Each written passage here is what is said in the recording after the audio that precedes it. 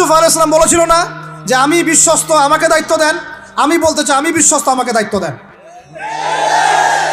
আমাকে 5 বছর সময় দেন, পুরো দেশের শিক্ষা সিস্টেম চেঞ্জ করে দেবো ইনশাআল্লাহ।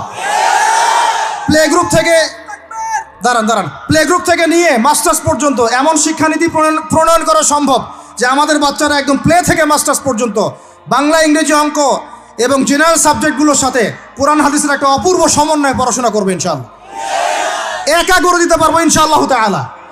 আমাকে এরকম 100 জন শিক্ষাবিদ দেন, 100 জন আলেম ওলামা দেন, একটা প্যানেল করে দেন, পুরো দেশের শিক্ষা চেঞ্জ করে দেওয়া যাবে ইনশাআল্লাহ। যাদেরকে রেখেছেন এদের মাথায় গোবর আছে, যাদেরকে রেখেছেন এদের মাথায় টাটকা গোবর আছে। বইপত্রগুলোর অবস্থা দেখেছেন?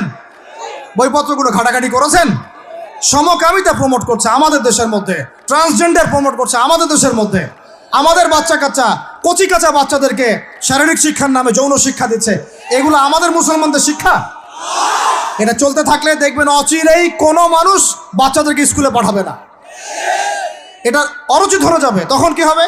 কোটি কোটি স্কুল, কলেজ, বিশ্ববিদ্যালয়ে খা খা করে পড়ে থাকবে, কেউ পাঠাবে না ওখানে। তখন মাদ্রাসা থেকে মানুষ ঝুঁকবে আরো বেশি। আমি তো দাবি জানাই উপরের লেভেল থেকে এমন একটা শিক্ষা ব্যবস্থা প্রণয়ন করা হোক যাতে আমার মাদ্রাসা গড়ার প্রয়োজনই না হয়। ওই সিস্টেম রাষ্ট্রীয়ভাবেই পড়ানো হবে ইনশাআল্লাহ। আপনি মালয়েশিয়ার দিকে তাকিয়ে দেখেন, আপনি এই যে ওয়েস্টার্ন কান্ট্রির মধ্যে অনেক কান্ট্রি আছে, অস্ট্রেলিয়ার মতো জায়গাতে আছে, ব্রিটেনের মতো জায়গাতে আছে, কোনো কোনো ক্ষেত্রে আপনি লেবাননকে দেখেন, ইয়েমেনকে দেখেন, জর্ডানকে দেখেন, কাতারকে দেখেন, সৌদি আরবিয়াকে দেখেন, অনেক কান্ট্রি আছে। ভালো কাজের তো প্রশংসা করতে দোষ নাই, দোষ আছে? এমনকি অনেক পশ্চিমা কান্ট্রিতেও একদম উপর লেভেল থেকে ইসলামিক সিলেবাস প্রণয়ন করা হয়েছে। তার মানে এমন না যে তারা সায়েন্সকে গুরুত্ব দেয় নাই, ম্যাথকে গুরুত্ব দেয় নাই, ফিজিক্স পড়ায় নাই, অ্যাস্ট্রোফিজিক্স পড়ায় নাই, ইকোনমিক্স পড়ায় নাই, বিষয়টা এমন না। তারা ফিলসফি পর্যন্ত পড়িয়েছে। ঘাটাঘাটি করেন, অনলাইনে সব মজুদ আছে। এমন শিক্ষানীতি প্রণয়ন করা সম্ভব একদম প্লে থেকে নিয়ে মাস্টার্স পর্যন্ত। আমার ছেলে ইমামতিও করবে, এদিকে বিমানও উড়াবে ইনশাআল্লাহ।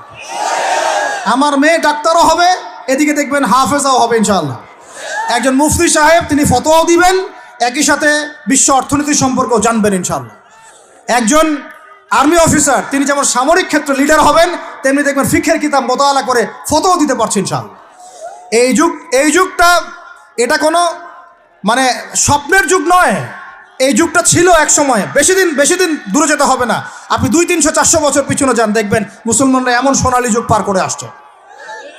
অতএব এগুলো কোনো গাল গল্প করছি না আমি, এগুলো বাস্তবে রূপান্তরিত করা অবশ্যই সম্ভব, বারহাক সম্ভব, যদি এরকম কিছু মানুষের মধ্যে উদ্দীপনা থাকে, একটা সৎ সাহস থাকে, আমাদের উপর থেকে যদি একটা সহযোগিতা আসে এবং আমাদের মতো যারা ইয়াং তাদেরকে যদি মূল্যায়ন করা হয়, ইনশাল্লাহ দেখবেন বাংলার জমিন পরিবর্তন হয়ে গেছে। এই পরিবর্তন হলে দেশের জন্য কোনো খারাপের কিছু নাই, রাষ্ট্র পিছিয়ে যাবে না, রাষ্ট্র আরও এগিয়ে যাবে ইনশাআল্লাহ তাআলা। আরও ব্যাপার আছে, আপনি মালয়েশিয়ার একটা ক্লাস 10-এর বাচ্চার দিকে তাকান।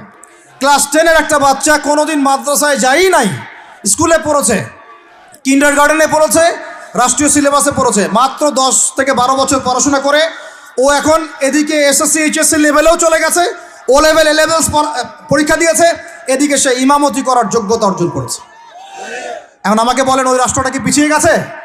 অতএব এই শিক্ষার দিকে অনেক মনোযোগী হতে হবে আমাদের সবাইকে, আল্লাহ পাক তৌফিক দান করেন। আমরা যদি এখন এগুলোর বিরুদ্ধে গঠনমূলক কথা না বলি, গঠনমূলক প্রতিবাদ না করি এবং আমাদের রাষ্ট্রপ্রধানদেরকে না বুঝাই, তাহলে অনেক দেরি হয়ে যাবে। আজকে থেকে 20 বছর আগে ইহুদি খ্রিস্টানরা পরিকল্পনা করেছিল এই টিকটক প্রজন্ম গড়ে তোলার জন্য, তারা আজকে সফল হয়েছে। এখন আমরা যদি এখন চুপ করে থাকি, আগামী 20 বছর পর আপনি দেখবেন আরেকটা প্রজন্ম আসছে, এরা মানুষকে সালাম পর্যন্ত দিবে না। দেখে নিয়েন আপনি, 20 বছর লাগবে না, 5টা বছর যাক, তারপর দেখেন কি হয়। আল্লাহ, এরা কি এখন বাসায় ঢুকে বাবা মাকে সালাম দেয়? কারণ কোনো প্রতিষ্ঠান ওকে সালাম দেওয়া শিখায় নাই, স্কুলে না, কলেজে না, কোথাও সে সালাম দেওয়া শিখছে না।